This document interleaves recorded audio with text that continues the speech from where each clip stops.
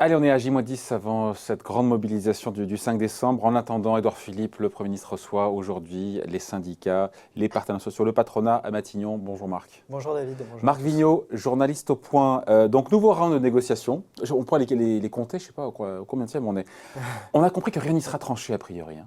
Mais, et donc d'ici au 5 décembre, on n'en saura pas plus, j'ai l'impression, sur les intentions du gouvernement. D'ailleurs, on a le patron du MEDEF qui demande aujourd'hui dans le Parisien au gouvernement de battre un peu ses cartes avant le 5 décembre. Quoi. Ils ont quand même beaucoup de pression pour dévoiler leurs cartes. Alors toute la question, c'est de savoir, encore une fois, quand on veut désamorcer une grève avant, on essaie de lâcher des choses avant, sauf que si ça ne désamorce pas la grève, on a la grève et il faut recéder derrière. Donc souvent, la stratégie, c'est celle qui a été adoptée pour le plan hôpital. On attend que la grève passe et puis après, on fait les annonces. Donc effectivement, a priori, avant le 5 décembre, ils savent que de toute façon, il y aura cette grève, il y aura ces transports paralysés. Le but, c'est que ça ne dure pas trop longtemps. Ouais. On sait si d'ailleurs ou pas, le Premier ministre va soumettre aux partenaires sociaux, là, pendant ces 2 jours, quelque chose avec l'idée de, on a pu lire ou entendre ça et là, le fait de décaler l'entrée en vigueur de la réforme après 63, qu'on irait vers, je sais pas, vers 70, 72, je sais pas moi. Oui, alors ça, c'est une piste sérieuse qu'il y a sur la table, c'est de dire on ne peut pas faire la clause du grand-père. Cette clause, on va y venir, on en reparlera, a été exclue. Mais par contre, effectivement, on pourrait décaler l'entrée en vigueur du système pour les gens qui sont déjà actifs. Et donc, ça permettrait, pour les régimes spéciaux notamment, d'atténuer l'effet, notamment sur l'âge légal de départ. Ça touchera moins de monde plus tard. Ça touchera moins de monde en fonction de la pyramide des âges, puisqu'on entrerait plus tard dans le nouveau régime, sachant que pour les régimes spéciaux, il y a déjà des transitions très lentes qui sont prévues une fois le nouveau régime rentré en vigueur. Les transitions se font sur 15 ans, on travaille 4 mois de plus par an pendant 15 ans, et à chaque génération, c'est 4 mois de plus. Voilà. Donc on a pensé, ces 48 heures des concertations, des consultations, et il y a cette clause du grand-père. Alors c'est une information pour le coup, Le Point. Oui. On en a beaucoup parlé ici et même ailleurs, clause du petit-fils, comme nous disait Alain Minck la semaine dernière. Elle ne sort pas du chapeau, c'est quand même le gouvernement qui l'a soumise à la concertation des partenaires sociaux, qui est, et là je vous laisse parler, selon vos informations, cette clause du grand-père, on arrête d'en parler, c'est enterré, même si ce n'est pas encore acté par le président. Même si ceux qui nous écoutent savent peut-être ce que c'est que la clause du grand-père, il y en a certains qui ne savent peut-être pas, il faut d'abord rappeler que c'est n'appliquer le nouveau régime universel qu'aux nouveaux entrants sur le marché du travail, à partir soit du vote de la loi, soit de l'entrée en vigueur du nouveau système en 2025. Si c'est bien en 2025, ça veut dire que les nouveaux entrants, ce sera les gens qui sont nés en 2000, quoi. Voilà, exactement. Eux sont concernés. Et donc, ça serait quand même faire reporter une réforme sur les jeunes et encore épargner des générations entières. Ça ne veut pas dire que le nouveau système est négatif, mais on sait il faudra travailler plus longtemps, ou on sait qu'il faudra cotiser plus à l'avenir, ou avoir des pensions moindres, puisque la démographie est moins bonne, et il y aura moins d'actifs par rapport au nombre de retraités. Et donc, si on le fait que pour nos enfants, il y a quelque part une injustice. Donc, et puis ça repousserait, injustice générationnelle. Voilà, générationnelle. Et puis ça repousserait la réforme de beaucoup d'années pour beaucoup de gens. Et donc, le gouvernement, dans un dîner à l'Élysée qu'on raconte, les ténors de la majorité se sont retrouvés avec les ministres en charge du dossier, Agnès Buzyn, Jean-Paul Delevoye. Il y a tous les barons, il faut expliquer. Voilà, Gérald Darmanin, Stanislas Guerini, qui est le patron du parti, Richard Ferrand, qui est le président de l'Assemblée nationale, Gilles Legendre, qui est le patron du groupe La République en marche à l'Assemblée nationale. Tous ceux qui comptent en Macronie, ministres et autres, voilà, Jean-Paul Delevoye aussi est présent. Oui, tout à fait. Et tout le monde était unanime pour dire on ne peut pas appliquer cette clause du grand-père. Certes, on l'a versée à la concertation parce que Matignon était assez favorable à se ménager des portes de sortie et à avoir quelque chose à négocier, et à avoir des cartes dans son jeu pour négocier, montrer que c'était une vraie concertation et que tout n'était pas joué d'avance. Mais ils se rendent compte qu'il y a eu des bisbilles, d'ailleurs des tiraillements entre Édouard Philippe et Jean-Paul Delevoye, et les participants se sont rangés sur le fond à l'avis de Jean-Paul Delevoye. C'est-à-dire si on fait une clause du grand-père, que ça soit pour tout le monde, ou pour une profession, d'autres professions la demanderont, et donc en fait il n'y aura pas vraiment de réforme. Ça sera il y aurait une au réforme début, il y aurait un qui s'appliquera dans 40 ans. il y aurait un 43e régime de retraite au début. J'ai pas compris cette histoire de 43e régime. On crée le régime universel pour ceux qui rentrent sur le marché du travail. Donc eux commencent dans ce régime-là, pendant que tous les autres finissent leur carrière dans les régimes actuels, les 42 régimes existants.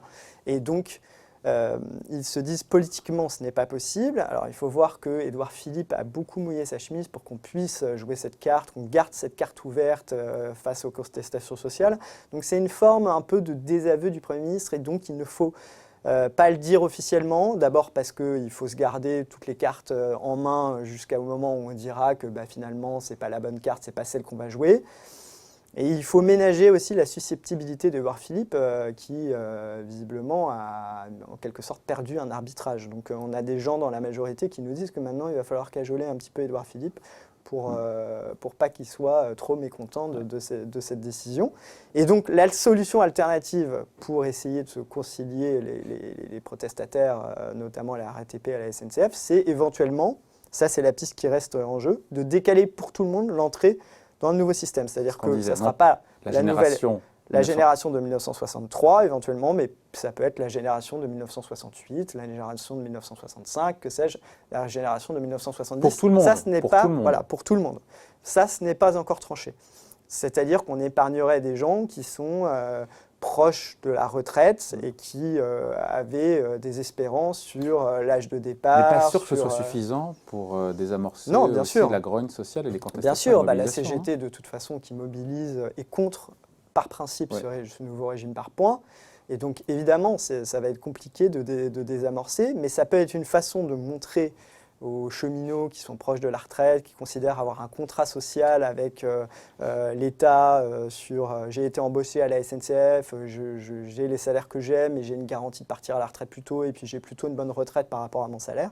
Et eux, ça leur garantirait que il n'y a pas grand-chose qui va changer puisqu'ils sont proches de l'âge de la retraite, et on sait que chez les jeunes, ça passe beaucoup mieux parce que les jeunes, ils ne sont pas rentrés il y a quelques années à la SNCF pour avoir des conditions de départ ou en ayant regardé les modalités de calcul de leur pension de retraite. Cette clause du grand-père, donc, clause de la Saint-Glinglin, je ne sais pas si c'est un des pontes de la majorité qui a eu cette formule, elle est toujours sur la table ou... Elle est officiellement toujours sur la table, mais Emmanuel Macron, même dans une interview à BFM TV un peu plus tard, après l'apparition de notre papier, a quand même, si on lit entre les lignes, a confirmé que lui, dans sa tête, c'était joué et que voilà. Après, on ne sait jamais en politique, évidemment. Il arbitre à 2h du matin la veille.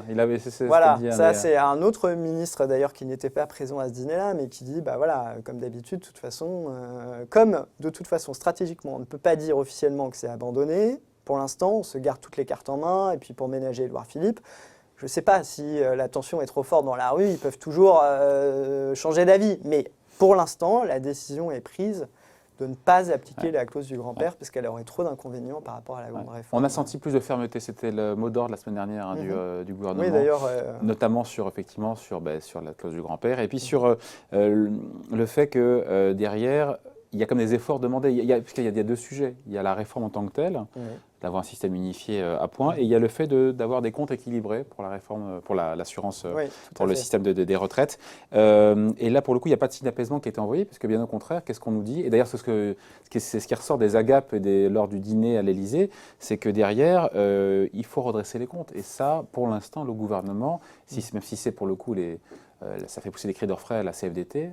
Ça, tout le monde est d'accord. Au gouvernement, tout le monde est d'accord. Emmanuel Macron l'a dit plusieurs fois publiquement, Édouard Philippe aussi. Il va falloir équilibrer le régime de retraite avant de lancer le prochain système. Il faut qu'il parte à l'équilibre. Mais c'est hyper risqué politiquement. C'est vrai on n'apaise pas en disant ça. Hein. Non, ça c'est sûr. Surtout qu'au départ, cette réforme systémique devait être une grande révision du régime de retraite pour qu'il soit plus juste, pour qu'il permette de passer plus facilement d'une profession à l'autre en sachant mieux quelle sera sa retraite. Parce qu'aujourd'hui, quand on passe d'une caisse de retraite à l'autre, en fonction de l'ordre dans lequel on enchaîne les caisses de retraite, honnêtement, le calcul de la pension est extrêmement difficile.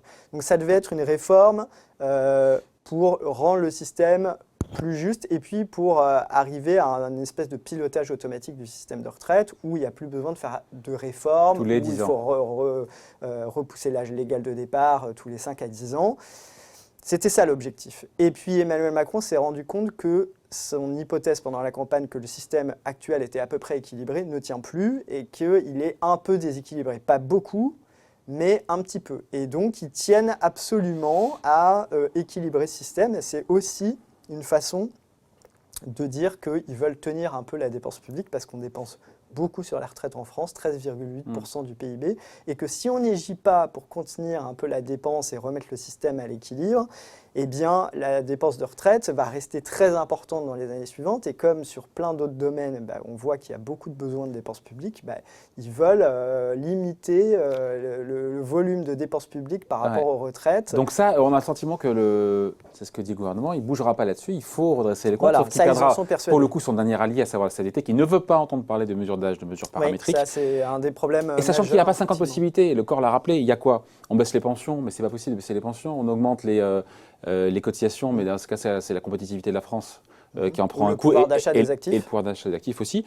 Qu'est-ce qui reste? Il reste les mesures d'âge. Mais l'âge légal, on ne touche pas, il a dit le président. Donc il reste quoi? Donc il reste la durée de cotisation. Alors il reste la durée de cotisation, mais c'est assez violent. Si on veut redresser les comptes autant que les 10-12 milliards dont on aurait besoin, il faut presque repousser de 2 ans le nombre d'années de cotisation dont on a besoin, passer de 42 à 44 ans. D'ici 2025. Ce qui est quand même beaucoup. Ouais, c'est violent. Donc la solution, c'est de reprendre ce que Jean-Paul Delevoye envisage pour le nouveau système, c'est-à-dire un âge pivot, c'est-à-dire qu'on reculerait on avancerait l'âge d'annulation de la décote qui est aujourd'hui à 67 ans, on le referait revenir vers 64 ans, et 64 ans, ça deviendrait l'âge à partir duquel on n'a pas de décote. Ouais. Voilà, sauf que je vous suis là-dessus, sauf qu'on réintroduit par la petite porte ce que le président Macron avait fait sortir par la grande. Il ne l'avait pas vraiment fait sortir, il avait dit qu'il avait une préférence.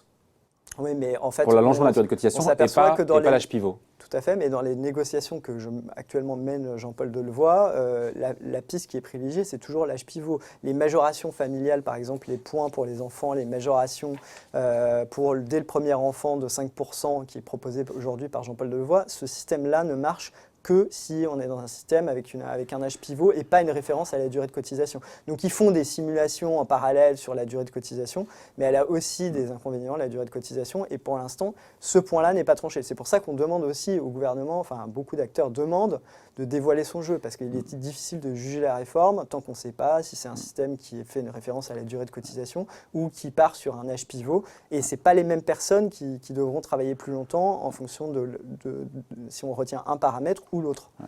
Bon, en tout cas, ce que je retiens, c'est que c'est une information pour le coup du Point, et ça demande, c'est ce que vous sortez, à savoir aujourd'hui cette clause du grand-père dont on a beaucoup glosé ici, mais aussi ailleurs. Elle est exclue politiquement, elle est exclue par principe. Elle est quasi enterrée, sauf si. Voilà, sauf si, évidemment, j'en sais rien, tout le monde dans la rue, c'est un blocage total, et il peut toujours y avoir des changements d'opinion de l'exécutif. Mais à ce stade, c'est décidé, il n'y aura pas de clause du grand-père, ni pour toutes les professions, pas même pour une seule profession, par exemple la SNCF ou la RATP. Il faut, si on veut décaler un peu, détendre les choses, on décalera l'entrée dans le système universel pour tout le monde de la génération de 1963 à une autre génération un peu plus tardive. Bon, on en reparlera dans les prochains jours. En tout cas, merci d'avoir été avec nous. Marc Vigneault, journaliste au Point. Merci. Merci David. Bye.